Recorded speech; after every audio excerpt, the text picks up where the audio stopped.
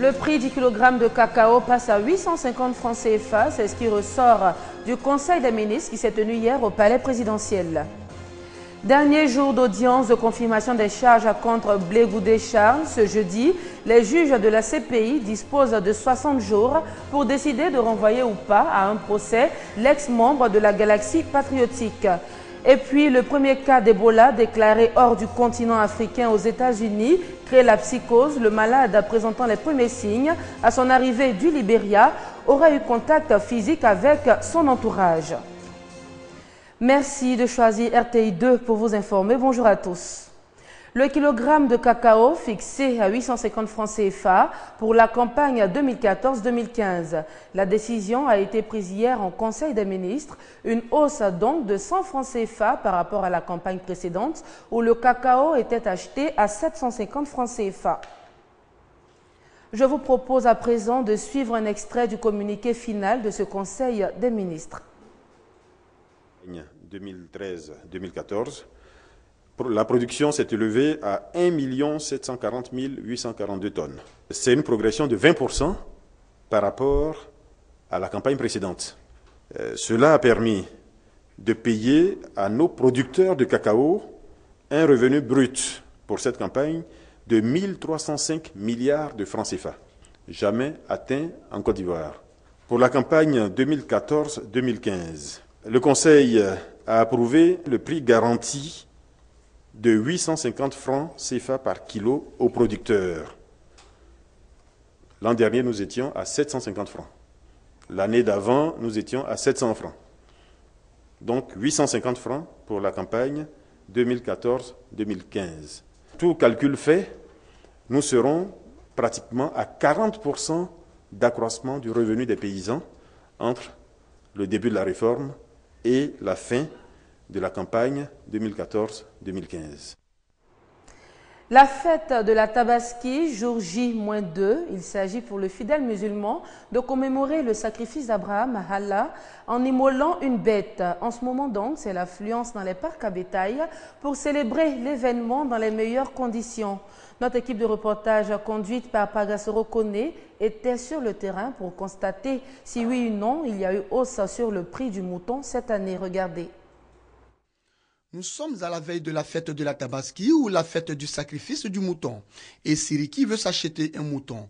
Quoi de plus normal pour ce musulman qui veut célébrer l'Aïd el-Kébir. Seulement voilà, les prix sont excessifs à son goût. En fonction de ce qu'on nous aide à la télé, puis on vient sur les terrains, c'est pas même ceux-là. Sur le terrain, c'est un peu cher. Il y a 18 ans, lui, si on n'a pas tombé d'accord, il préfère rentrer à la maison. Tout comme Siriki, d'autres fidèles musulmans se plaignent des prix des moutons cette année.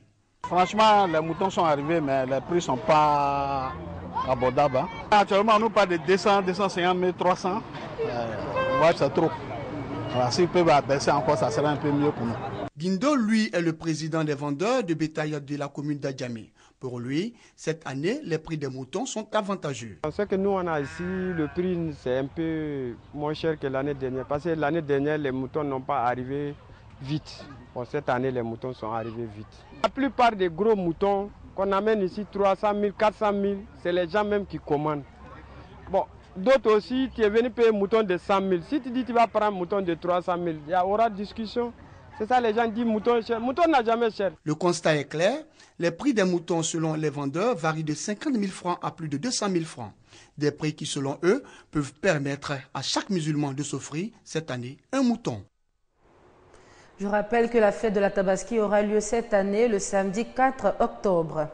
Le phénomène des microbes prend de l'ampleur dans le district d'Abidjan. Pour certains, il faut attaquer le mal à la racine. C'est ce que pense en tout cas la Confédération des organisations féminines africaines qui a réuni récemment plus de 200 femmes de la commune d'Abobo. Objectif, faire de ces génitrices un relais auprès de leurs enfants en vue de réduire l'insécurité. On en parle avec Siaka Kone et Serge Gongoma. Depuis quelques mois, des jeunes se livrent aux actes d'agression physique à Abidjan. Ces jeunes sont communément appelés les microbes. Cet homme, habitant l'un des quartiers de la commune d'Abidjan, a été récemment agressé par un groupe de ces jeunes. C'est fait dans le noir.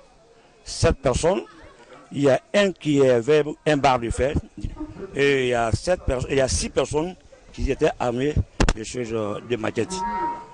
Donc chez moi, Ils allaient me dépasser. Celui qui était devant a fait semblant de me dépasser. Et moi aussi, j'ai pris le cœur pour le croiser. Dès que lui m'a dépassé net, d'un seul coup, j'ai entendu un fracas sur ma tête. Face à ces agressions qui suscitent l'inquiétude au sein des populations, la COFA, la Confédération des organisations féminines africaines, initie cette campagne. Une rencontre de sensibilisation des parents et plus particulièrement des femmes. Il s'agit pour la Confédération d'impliquer les mères de famille dans la lutte contre le phénomène des microbes. Quand on doit soigner un mal, c'est à la racine. Donc on pense que c'est à Bobo la racine de ce phénomène-là. Donc autant venir commencer à sensibiliser les mamans pour éviter que cette pandémie parte un peu partout en Côte d'Ivoire. L'ONUCI, l'Organisation des Nations Unies en Côte d'Ivoire, participe à cette sensibilisation. L'ONUCI est là à la demande du gouvernement et l'ONUCI accompagne le gouvernement. Il appartient aux autorités compétentes de planifier des programmes pour la réinsertion de ces enfants et pour lesquels l'ONUCI peut apporter un appui technique et financier. Cette campagne de sensibilisation de la COFA qui a débuté dans la commune d'Abobo s'étendra très prochainement aux autres communes du district d'Abidjan avec toujours la même cible, les mères des familles qui ont généralement la responsabilité de l'éducation des enfants dans les foyers. À quelques 25 km au sud-est de la Côte d'Ivoire se trouve la ville de Yaou, un endroit où les populations privilégient le vivre ensemble pour atteindre les objectifs de développement. À Yaou, les Agni, peuples autochtones et les lobbies venus du nord-est de la Côte d'Ivoire vivent en parfaite harmonie. Un exemple de cohésion sociale que nous présente Herman Niamia. À 18 km de la commune d'Ayamé se trouve Yaou, un gros village de la région du sud Comoé, bordé de collines et de ruisseaux. À l'entrée, une autre merveille se dévoile aux visiteurs, une source d'eau. Il était question de faire le bitumage de la route jusqu'à Bianoa. Et quand les premières machines sont passées, on a découvert cette source-là. Et elle a été mise à profit par les prêtres. À peine la soif étanchée, découverte de Yaou érigée en sous-préfecture depuis le 16 mars 2008. La population s'évalue à plus de 10 000 âmes. La communauté Lobi, originaire du nord-est de la Côte d'Ivoire, y est fortement implantée et la cohabitation n'est pas sans difficulté avec les autochtones. Vu les relations qui lient les deux communautés, à savoir la communauté Lobi et la communauté Agni, a jugé fort dans le cadre de l'unité du vivre ensemble prôné par le président Alassane Dramane Ouattara, il a décidé de soutenir toujours ses frères Agni. Au rang de ces initiatives, on reconnaît l'action des personnes du troisième âge, gardiens de l'équilibre moral et de l'harmonie entre les communautés.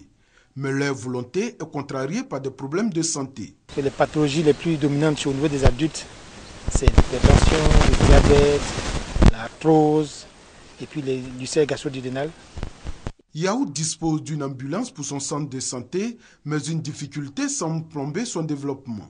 Pendant la saison des pluies, quand il y a de grandes pluies, les rivières rentrent en crue. Quand les rivières sont en crue, donc le village est complètement inondé. Ces difficultés sont partagées par la quasi-totalité des villages situés dans la sous-préfecture de Yaou, même si pour les tout-petits, se déplacer est jusque-là un jeu d'enfant. Vous allez le voir en image, ce jeudi marque le 4e et dernier jour d'audience de confirmation des charges contre Charles Blé Goudé devant la Cour pénale internationale. Les juges de la CPI disposent de 2 mois pour décider de renvoyer ou pas à un procès l'ancien ministre de la Jeunesse sous l'ère Laurent Gbagbo. Sachez également en bref que la chef du service secret de la Maison-Blanche, Julia Pearson, a démissionné, un départ qui fait suite à une série d'incidents dans la sécurité du président américain ces derniers mois. Et les États-Unis qui détectent pour la première fois un cas d'Ebola, le malade serait venu du Libéria. Un premier cas d'Ebola a été détecté aux États-Unis. Le patient, actuellement hospitalisé à Dallas, a voyagé au Libéria. L'hôpital n'a pas indiqué l'identité du malade ni son âge. Un autre ressortissant américain, un médecin en contact avec le virus en Sierra Leone, a été rapatrié et placé en quarantaine près de Washington. En bref, la Turquie s'apprête à rejoindre la coalition menée par les États-Unis contre l'État islamique. Cela va porter à 13 le nombre de pays au sein de la coalition.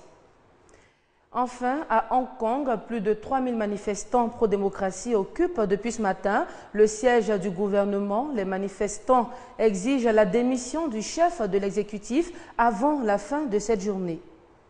Hong Kong, comme le reste de la Chine, célèbre aujourd'hui le 65e anniversaire de la victoire des communistes sur les nationalistes et la proclamation de la République populaire en 1949. Une fête nationale qui n'a pas entamé la détermination des manifestants occupant le centre de l'ancienne colonie britannique. Depuis plusieurs semaines, ils défendent la liberté et la démocratie au nom du principe un pays, deux systèmes. Même si c'est une fête nationale, beaucoup de gens sont debout pour dire au gouvernement qu'ils ne sont pas contents. Cette semaine, la mobilisation s'est intensifiée, provoquant la plus grave crise politique depuis la rétrocession de Hong Kong à la Chine en 1997. Beaucoup de Hongkongais ne vont pas au travail en raison de la fête nationale et les organisateurs espèrent une participation encore plus massive. Derrière les militants de la révolution des parapluies, comme les réseaux sociaux ont baptisé le mouvement, une armée de volontaires s'active pour la logistique. Ça n'a pas été facile les 2 premiers jours, mais il y a tellement de volontaires. C'est mieux organisé depuis quelques jours. De leur côté, les hauts dirigeants chinois et hongkongais ont sabré le champagne. Une cérémonie légèrement perturbée par un député pro-démocratie qui a crié que Hong Kong voulait de vraies élections. La Chine entend accorder le suffrage universel pour l'élection du chef de l'exécutif en 2017, mais elle veut choisir ses candidats. Il est compréhensible que des personnes différentes aient des idées différentes sur les réformes souhaitables. Mais il vaut mieux le suffrage universel que pas du tout. Les protestataires commencent à avoir des soutiens à l'étranger et Londres, l'ancienne puissance coloniale, élève la voix sans se faire trop d'illusions sur son influence. Pékin a mis en garde contre toute tentation du monde extérieur de se mêler des affaires de Hong Kong. Sachez, avant de refermer cette édition, que plus de 40 enfants ont péri lors d'un double attentat contre leur école dans un quartier de la ville de Homs, c'est en Syrie.